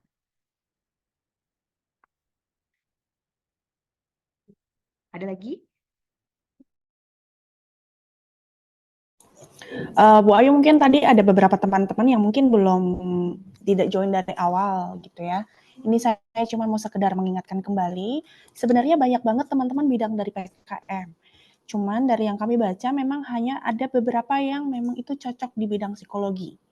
Gitu. Jadi ada yang riset tuh ada 2, ada yang eksakta, ada yang punya sosial humaniora. Nah, kalau eksakta nih punya teman-teman eksak gitu ya, teman-teman yang di bidang IPA mungkin ya, gitu. Di situlah mereka bisa melakukan penelitian di eksakta. Tapi kalau di kita kan akan mainnya di sosial. Jadi kalau yang riset itu nanti hasil akhirnya adalah artikel. Kemudian kita akan meneliti ya. Kita akan menerapkan ilmu-ilmu yang sudah dipelajari di metode penelitian. Atau misalkan teman-teman yang belum ambil nih yang di angkatan 23, 22 ya nanti bisa belajar bersama. Paling enggak, buat starting point nih, nanti kalau besok dapat metopen aku udah ngerti paling enggak cara meneliti itu kayak mana, kayak gitu. Yang kedua, ada kewirausahaan, ini produk entah barang atau jasa. Lalu untuk pengabdian masyarakat dan penerapan iptek ini adalah 2 hal yang mirip. Kalau yang pengabdian masyarakat ini kita bikin solusi untuk mitra-mitra yang non-profit. Sedangkan kalau yang penerapan iptek itu kita bikin solusi untuk mitra-mitra yang profit. Jadi lebih ke perusahaan, bisa mulai dari UMKM gitu ya, terus ada yang mitra dengan skala perusahaannya menengah sampai yang sudah besar pun bisa gitu. Lalu untuk video gagasan konstruktif itu outputnya adalah YouTube. Jadi kita bikin video, isunya ya SDGs itu semuanya tuh SDGs. Kemudian yang terakhir kalau tadi kata Bu Ayu wacana, nah itu berkaitan dengan gagasan futuristik tertulis. Jadi nanti ujung-ujungnya kita bikin artikel gagasan yang itu kalau misalkan tadi contoh Bu Ayu adalah baliho-baliho buat kampanye itu. Sebenarnya kan abis itu lo mau dikemanakan. Lalu kalau misalkan kita buat sekarang, mungkin belum applicable karena sudah terjadi, lalu kita bisa melakukan prediksi itu untuk 5 tahun mendatang ketika ada mau pemilu lagi. Nah, kita kan nggak bisa melakukan itu di sekarang, sedangkan kalau yang kita lihat untuk 5 yang lain, 5 bidang yang applicable di psikologi itu, mungkin solusinya bisa dicapai dalam waktu dekat. Sedangkan kan kalau yang untuk mengatasi atau punya rencana bikin semacam gagasan atau bisa dibilang kalau kita mau melakukan kampanye go green gitu ya, kampanye tapi go green, nah itu kan nggak bisa sekarang karena orang sudah melakukan itu. Jadi itu bisa dilakukan mungkin 5 tahun ke depan dan itu adalah gagasan futuristik yang teman-teman bisa angkat masalahnya dan kita sesuaikan dengan yang SDGs tadi, gitu. Jadi ini tuh bukan soal cuman teman-teman yang pintar-pintar aja, yang aktif-aktif aja yang bisa ikut PKM, tapi semuanya bisa karena prestasi itu milik bersama. Yang jelas harus dari reguler itu. Mau ajak prodi lain boleh, angkatan tapi angkatan harus berbeda. Teman-teman bisa kalau mau masalahnya ke psikologi nih, semua dosen fakultas psikologi itu bisa dan punya kalau dari Dikti sendiri dari Dikti udah punya ini ya, sudah sesuai dengan persyaratan jadi dosen pembimbing PKM. Jadi siapapun bisa, satu dosen bisa 4 sampai 10 tim gitu. Nanti tinggal minta misalnya kalau nyaman dengan Pak Adib semuanya ke Pak Adib sepenting 10 boleh. Ya kan? Boleh ya Pak Adib, boleh banget gitu. Kalau misalkan cocok ngobrolnya dengan Pak Adib gitu ya udah 10-10-nya ke Pak Adib is okay. Ini bukan yang karena Pak Adib udah bimbing si dia, ya udahlah dia aja. Enggak juga, kalau memang Pak Adib berkenan untuk 10 ya Pak Adib. Gitu teman-teman, hopefully ini bisa membantu teman-teman lagi. Semuanya memang wajib karena kami nggak mau cuman orang-orang tertentu saja berprestasi, tapi kami mau semua teman-teman di sini berprestasi. Yang jelas itu untuk kebaikan teman-teman ke depan. Begitu. Kenapa sih kita mewajibkan ini ya? Kembali ke apa yang tadi saya sampaikan di awal, teman-teman. Ini pengalaman pribadi saya, pengalaman pribadi Bu Femi, dan juga Pak Adib. Kami bertiga ini kan selain mengajar, kami kan juga asesor ya. Kami sering sekali, alhamdulillahnya sering sekali bertemu dengan banyak kandidat-kandidat yang akan bekerja, diminta bantuannya untuk entah itu interview, entah itu LGD, intinya melakukan assessment untuk entah untuk beasiswa, entah untuk melamar kerja, dan ternyata PKM ini jadi salah satu cerita yang bisa digunakan untuk menjawab pertanyaan ketika melamar kerja, melamar magang, atau juga melamar untuk mendapatkan beasiswa. Ceritanya itu banyak sekali. Kenapa ya? Karena tadi dari PKM ini kita belajar problem solving, kita belajar komunikasi, kita belajar berpikir kritis, kita belajar bagaimana bernegosiasi. Tadi harus ketemu sama calon dosen pembimbing, terus mau ya Pak jadi pembimbing saya gitu. Terus bagaimana kita punya motivasi untuk menjadi lebih baik. Yang biasa-biasa aja idenya, tapi dikasih masukan sama dosen pembimbing terus mikir lagi, oh ternyata ide saya biasa aja ya, terus gimana dong biar jadi lebih bagus, terus dia tertantang untuk itu, sama yang dikasih dosen pembimbing, enggak ini idenya terlalu biasa aja, terus kita langsung hati kecilnya menciut gitu kan, itu kan beda. Hasilnya kan pasti akan berbeda. Nah, harapannya sih proses ini jadi satu satu pembelajaran bersama-sama biar teman-teman nanti ketika pada saatnya melamar kerja, pada saatnya mungkin mau mendaftar beasiswa, teman-teman punya pengalaman luar biasa yang itu bisa diceritakan untuk menjawab pertanyaan-pertanyaan dari para asesor ini, karena memang teman-teman sudah melewatinya dan punya skill itu, skill yang sudah tadi saya sebutkan di awal itu sudah dilatih dan bahkan mungkin terasah. Kalaupun nanti Ibu saya mau jadi entrepreneur, saya nggak akan melewati tahapan wawancara kerja. Loh, entrepreneur itu butuh berpikir inovatif, entrepreneur itu harus punya motivasi, entrepreneur itu harus punya resiliensi ketika tiba-tiba misalnya kayak kemarin terjadi pandemi, terus bisnisnya gagal gitu kan, dia harus resilience, gimana caranya harus bangkit lagi. Gimana caranya bisa mengelola stres ketika tiba-tiba mungkin omsetnya anjlok, atau ketika omsetnya sudah ada di tinggi-tingginya, gimana caranya biar tetap ada di posisi tinggi, karena mempertahankan posisi puncak, saya yakin itu pasti juga sama sulitnya sama kita ketika berusaha untuk gimana caranya berada di posisi puncak. Kayak gitu. Jadi kalau misalnya mikir, saya nggak bakalan wawancara kok gitu, jadi saya ngapain ikutan ini gitu, enggak. Saya yakin pasti skill yang teman-teman latih di sini, di proses ini akan sangat bermanfaat sekali buat ke depannya. Makanya kenapa kami dalam tanda kutip mewajibkan teman-teman untuk ikut gitu. Mumpung ada kesempatannya, teman-teman bisa ambil ini, yuk kita maksimalkan bersama-sama. Mumpung ada para dosen juga yang mau direpotin, yang mungkin bisa digali sebanyak mungkin pengalaman mereka, galilah gitu, mumpung gratis gitu, ambillah semua pengalaman ilmu yang para dosen ini punya untuk teman-teman tambah bekal ilmunya di luar pertemuan sehari-hari ketika perkuliahan. Gitu.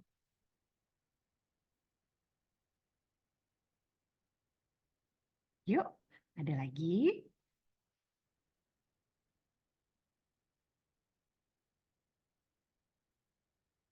Kalau tidak ada, mungkin Bu Femi boleh dijelaskan ulang terkait dengan pembagian kelompok. Kemudian nanti kita akan buatkan WhatsApp grup khusus untuk ketuanya saja atau koordinator kelompoknya untuk nanti kita bisa monitoring, mastiin teman-teman sudah ada kelompok, mastiin teman-teman sudah punya ide dan sudah punya dosen pembimbing. Kali-kali nih misalnya dosen pembimbingnya pengennya sama saya gitu. Saya kan suka lama tuh balesin WA gitu kan. Terus bilang sama Bu Femi gitu, Bu, saya pengen Bu Ayu tapi saya hubungin dari kemarin gak dibalas-balas gitu misalnya. Nggak apa-apa gitu, bilang aja sama Bu Femi gitu. Siapa tahu habis itu saya dimarahin sama Bu Femi terus saya langsung balas gitu kan. Nggak apa-apa gitu. Disampaikan aja karena kita timeline-nya juga cepet kan, timeline-nya juga cepet dan mepet. Kenapa juga ini kita percepat gitu, harapannya persiapannya juga matang, mumpung juga ini lagi libur kuliah. Harapannya nanti ketika memang sudah mulai perkuliahan, kita sudah beres semua ini dengan baik, dan harapannya ketika nanti sudah waktunya beneran kompetisi itu diumumkan oleh LL Dikti, kita juga sudah siap. Dan mumpung belum ketemu sama bulan puasa ya, kadang-kadang puasa ini dijadikan satu alasan untuk kita lagi nggak punya energi sebanyak biasanya nih, karena lagi fokus ibadah dan lain sebagainya gitu. Silakan Bu Femi untuk menjelaskan pembagian kelompok dan sebagainya. Oke, teman-teman, ini saya merangkum lagi, kurang lebih seperti itu. Saya merangkum lagi, jangan lupa ini wajib untuk semuanya, semua mahasiswa Fakultas Psikologi UPM 45 dengan kelas reguler, teman-teman kelas karyawan bisa support untuk, bisa loh, di sini kayak tadi Mbak Diana, itu sangat membantu sekali.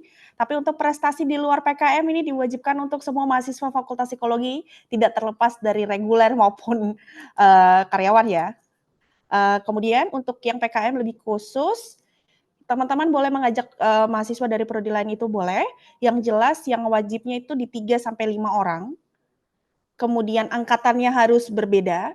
Tadi kalau ada kasus-kasus khusus seperti Aulia yang nanti ada di mereka belajar gitu ya, teman-teman dia mengkampus mengajar, it's okay, boleh, tapi tidak perlu menjadi ketua, mungkin jadi anggota yang nanti tetap support, tapi tetap ada di tim itu.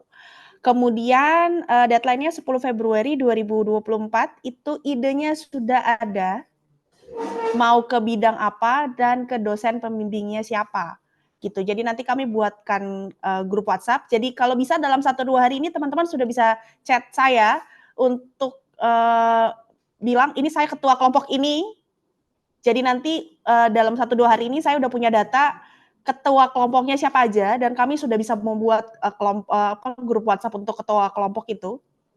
Gitu. Jadi teman-teman, kami berharap nanti teman-teman bisa chat saya, lalu kita buatkan grup itu dengan nanti di tanggal 10 baru difikskan untuk ide dan dosen pembimbing. Jadi nanti saya berharap maksimal 3 Februari saya sudah dapat info ketua kelompok dan anggota kelompoknya. Teman-teman bisa chat saya. Lalu nanti mungkin akan dimulai dari 5 Februari kami akan mulai buat grup WhatsApp. Kami buat grup WhatsApp untuk ketua kelompoknya saja sampai nanti di tanggal 10, which is itu hari Sabtu, 10 Februari 2024, itu teman-teman sudah punya ide bidangnya apa, sampai dengan mau bimbingan dengan siapa. Jadi di dalam proses dari hari ini sampai tanggal 10, teman-teman harus sudah cari ide, sudah cari punya bidang PKM-nya apa yang mau teman-teman ikuti, dan siapa dosen pembimbingnya. Teman-teman punya banyak pilihan dosen pembimbing. Fakultas Psikologi nggak cuma punya 1 ya Pak Adi, Bu Ayu. Nggak cuma punya 3, nggak punya cuma 4, ini banyak banget. Jadi teman-teman bisa kontak beliau-beliau ini. Nomornya kalau misalnya belum ketemu bisa chat hotline Fakultas Psikologi untuk menanyakan kontak dosen tersebut gitu, untuk diminta tolong menjadi dosen pembimbing PKM. Seperti itu. Jadi 3 Februari saya tunggu chatnya. Semuanya wajib banget. Angkatan beda, lalu dengan jadi ketua kelompoknya akan chat saya, berisi nama ketua kelompok, kemudian dengan nama anggotanya. Nanti tanggal 10 baru kita buatkan, tanggal 10 baru deadline-nya untuk ide, kemudian bidangnya apa, dan dosen pembimbing. Begitu teman-teman. Ada lagi yang mau bertanya? Wajib ya, semuanya harus ikut. entah itu mau jadi ketua atau anggota, terserah. Penting harus ikut. Begitu. Dengan target 5 ya Bu ya. Kita harus punya 5 yang didanai. Minimal 5 karena teman-teman banyak. Minimal 5 yang didanai. Gitu. Oke. Teman-teman. Udah stres duluan. Gak apa-apa, ini prestasi buat semua orang, semuanya bisa. Tidak ada yang tidak bisa. Kedung, prestasi nggak cuma punya Qoyimah doang, semua bisa.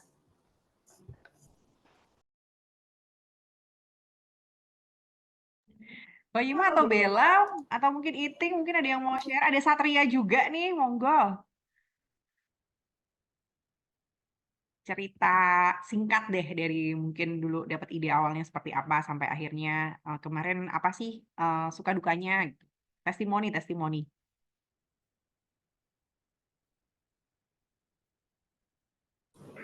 Kayaknya harus ditunjuk duluan, Bu. Qoyimah udah on cam, udah siap dia. Boleh, silakan Koi. Sebelumnya, apakah suara saya terdengar? Sudah. Baik, terima kasih atas kesempatannya, Bu Femi, Bu Ayu, dan Pak Adib. Semangat dong, Pak.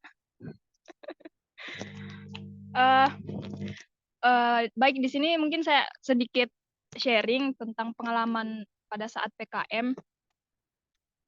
Jadi kalau dari saya pribadi, itu ya apa ya, untuk mendapatkan ide memang kita perlu keluar dari zona nyamannya kita, teman-teman. Jadi kayak misalnya kalau kita apa ya nggak bisa memikirkan apa-apa, coba deh jangan malas untuk cari referensi dengan baca buku mungkin, YouTube mungkin, atau Instagram gitu. Terus ada banyak sekali manfaat juga yang didapatkan ketika kita ikut PKM. Seperti yang sudah dijelaskan tadi sebelumnya sama Bu Femi, ya, entah itu pengalaman. Kemudian yang paling besar juga yang saya rasakan ikut PKM, karena PKM yang saya ikuti ini adalah bidangnya pengabdian masyarakat, jadi saya ngerasa bahwa PKM-PM ini meningkatkan kepekaan kita terhadap sekitar. Karena kembali lagi, kita itu posisinya adalah mahasiswa, kan? Jadi apa sih yang bisa kita lakukan untuk lingkungan sekitar kita? Nah, itu. Kemudian melatih kemampuan berpikir tadi, terus juga komunikasi.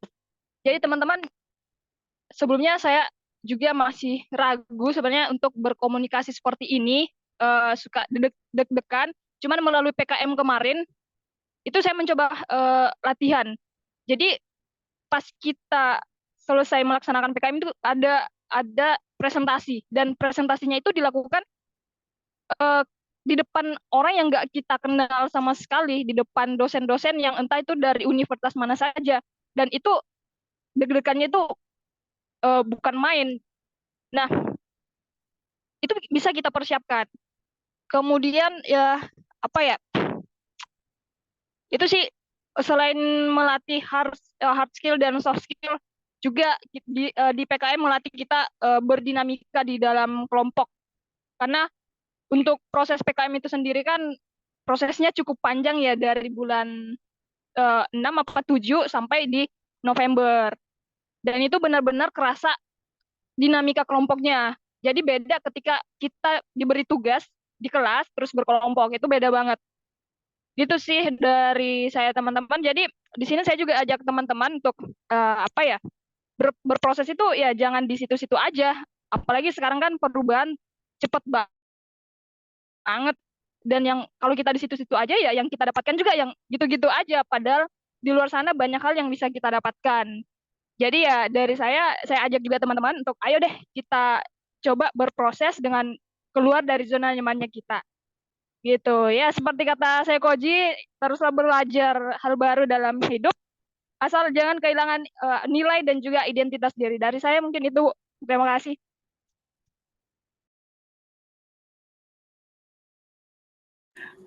Terima kasih Koi, sambutannya luar biasa. Apa namanya, itu yang dirasakan Koi gitu ya, sebagai orang yang dan tim gitu ya yang sudah pernah dapat didanai. Bella, komen Bel. Bella. Tapi pengen dengar dari Satria juga sih, Bu. Iya, Karena iya. Satria beda. Satria Gitu. ini join ke grup lain soalnya ya. Sat, nanti komen juga ya, Sat. Ibu, Yuk, maaf Bella Ibu. duluan. Siap, Bu, siap. Ini kita sambil makan di kantin ya Bu, jam istirahat. Ya, Assalamualaikum teman-teman semua. Izin Ibu, Bapak, teman-teman. Jadi kalau saya pribadi sih pengalaman itu selama PKM banyak banget kayak skill yang emang dilatih. Mulai dari kita memikirkan tema idenya itu juga begitu pusing juga karena kebetulan kemarin itu mungkin kayak saya dengan Koima sendiri, Koima posisi di Palopo, saya di Yogyakarta. Nah, itu berdua bikin proposal tuh saling itu cuman komunikasi lewat WhatsApp. Nah, kalau sekarang kan teman-teman kita udah tatap muka, udah bebas dari COVID-19 juga. Nah, jadi pertemuannya bisa lebih sering lagi offline. Terus mungkin pada saat ini kalau kita kan PKM pengabdian masyarakat. Nah, ketemu dengan anak-anak di Gunung Kidul itu kayak bikin semangat nambah lagi aja. Mungkin dari kos itu pas berangkat itu udah lemes, malas gitu. Nah, ketemu mereka dengan mereka menyambut kita dan berharap sesuatu ke kita itu kayak bikin semangat itu naik lagi gitu. Terus juga kan dari situ kita dapat relasi nih dari SDN Baran sendiri. Pihak SD-nya juga sangat berterima kasih ke kita karena telah melakukan program ini di sekolah mereka. Terus pengalaman-pengalaman selanjutnya itu kayak seperti yang dibilang Koima, pada saat presentasi nih, presentasi kan kita nggak kenal yang menjadi jurinya itu siapa. Nah, tapi kita dituntut untuk tetap profesional, tetap harus humble membawakan presentasinya, tetap harus perfeksionis gitu. Dan pertanyaan-pertanyaan yang emang cukup apa ya, menjebak juga banyak di situ dan mungkin kalau menurut Bella juga melatih kita untuk nantinya kita sidang atau seminar proposal di kampus seperti itu sih, Ibu. Terima kasih.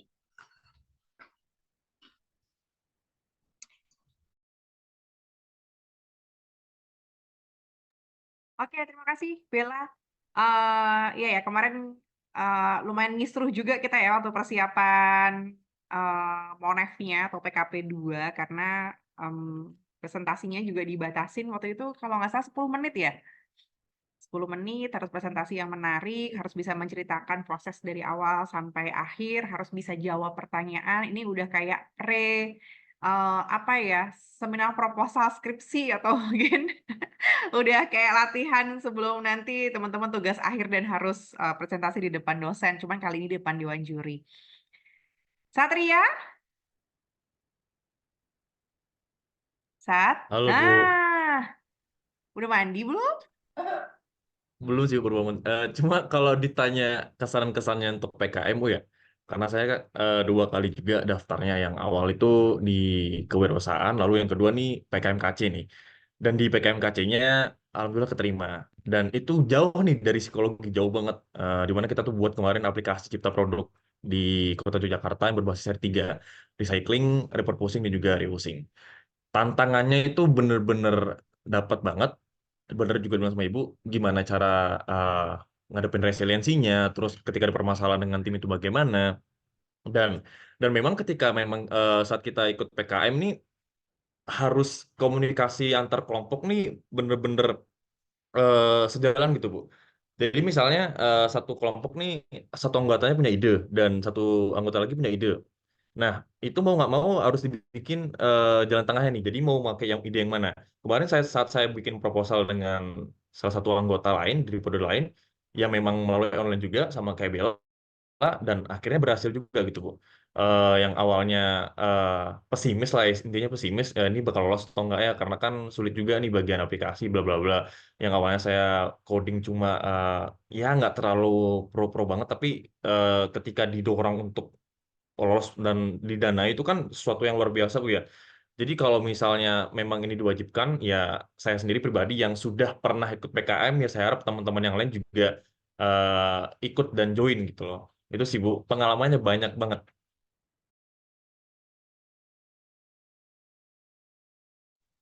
Terima kasih Satria. Ini apalagi kalau Satria join dengan fakultas lain ya. Jadi ada sensasi kenalan sama dosen yang Betul. bukan psikologi, terus belajar budaya fakultas lain itu seperti apa. Karena kan pasti setiap fakultas, setiap prodi itu kan punya budayanya sendiri-sendiri ya, tipe mahasiswanya kayak gimana, tipe dosennya juga seperti apa gitu. Pusing sih, cuman saya yakin pasti manfaatnya yang diterima jauh lebih banyak. Ada lagi? Teman-teman setelah ini akan dihubungi oleh Bu Femi untuk follow up-nya.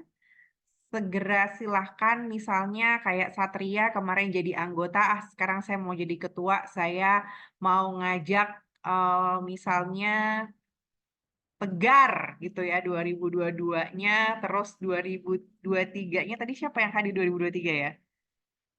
Atau mungkin dua-duanya 2022 gitu ya, oke nggak apa-apa gitu. Atau mungkin mau dibikin ada 5 anggota sampai maksimal itu juga dipersilahkan gitu. Langsung ada mungkin yang berinisiatif untuk cari anggotanya atau mungkin ada yang berinisiatif untuk bergabung. Saya belum punya temen nih gitu. Boleh nggak saya gabung ke kelompoknya kakak gitu. Kakak, dengan kakak angkatan gitu.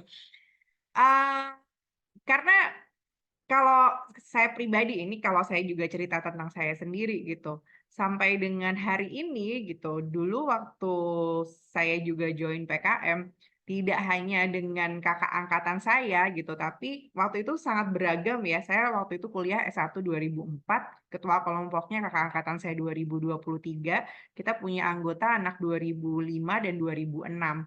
Dan sampai sekarang kita masih kadang-kadang kita masih saling kontak dan saling update informasi gitu. Jadi karena kita pernah kerja bareng, chemistry-nya ada, jadi relasi itu terbangun dengan sendirinya dan banyak hal yang kita bisa pelajari ketika kondisinya kayak sekarang, misalnya kayak saya sudah bekerja gitu, banyak yang saya bisa dapat update di bidang psikologi yang mereka akhirnya ambil gitu karena ya masih keep in touch sampai sekarang. Nah, ini mungkin kita bisa bangunnya dari sekarang, bangun chemistry itu bisa dari sekarang, relasinya nanti bisa terjaga seterusnya. Sebelum saya tutup, mungkin saya persilakan, bukan mungkin ya, saya persilakan Pak Adip untuk kasih kata, kan biasanya kalau dekan itu sambutan ya, kalau ini bukan menyambut, tapi menutup dengan memberikan dorongan semangat gitu ya buat adik-adik mahasiswa. Monggo Pak Adip. Terima kasih Bu Ayu. Dorongannya udah banyak tadi dari Bu Ayu dan Bu Femi. Poin terakhirnya adalah PKM ini ajang bergengsi.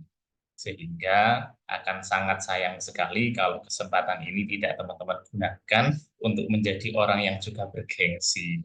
Bahwa nanti lulusnya akan banyak cerita, bahwa prosesnya juga akan banyak drama, yaitu bagian dari perjalanan dalam PKM ini. Tetapi kesempatan yang bergengsi, kemudian didukung oleh dosen-dosen yang siap membantu, saya rasa kok tidak ada alasan untuk kita tidak ikut PKM ya. Nah, tinggal bagaimana teman-teman dari masing-masing individu mencoba untuk memantapkan niat dan bismillah bisa, nanti dosen pembimbingnya siapapun monggo sesuai dengan minatnya atau sesuai dengan yang disetujui dari masing-masing dosen, tetapi kami insya Allah dengan senang hati melalui inisiasi dari Bu Ayu dan dikoordinasikan oleh Bu Femi, kami siap untuk membersamai teman-teman dalam proses PKM ini. Kalau yang tahun lalu ada 2, yaitu kelompoknya Koyimah sama Satria, ya target kita tahun ini 5, dan semoga doa bisa masuk PIMNAS ya Bu Ayu ya, itu impiannya ya. Itu impiannya Amin, bisa amin, masuk amin. PIMNAS itu, wow, sangat membanggakan Tahun sekali. depan, tahun ini tuh kalau nggak salah di UNER, di Surabaya. Kalau yang kemarin di Unpad ya. Kemarin di Unpad. Kemarin di Unpad. Kemarin di Nah, Unpad. UNER tuh, Gustu UNER, wah kan keren tuh. Ya, itu Kayaknya kalau saja nggak Bu salah di Ayu. UNER ya. Ya, terima kasih sekali lagi Bu Ayu, Bu Femi.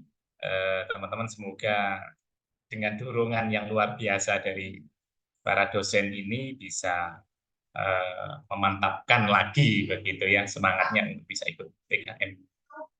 Cukup begitu dari saya, Bu Ayu. Terima kasih. Terima kasih Pak Adip.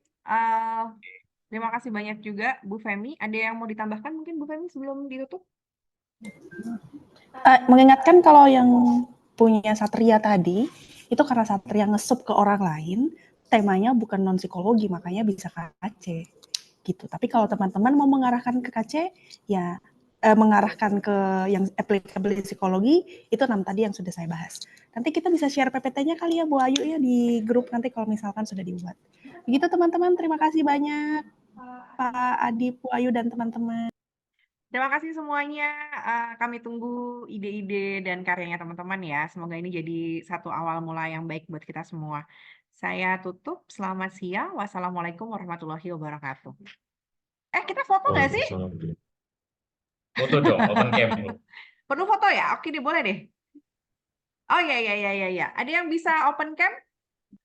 Ayo, Boleh on cam disempatkan. dulu. Putri, Selain Aditya, Koyima, Heli. Satria, Bella, Tika, Melita. Oh, Tika ulang tahun hari ini ya, Tik. Selamat ulang tahun. Terima kasih, Ibu. Oke. Ayo, open cam yuk. Oke. Saya screen cap ya. 3, 2, 1.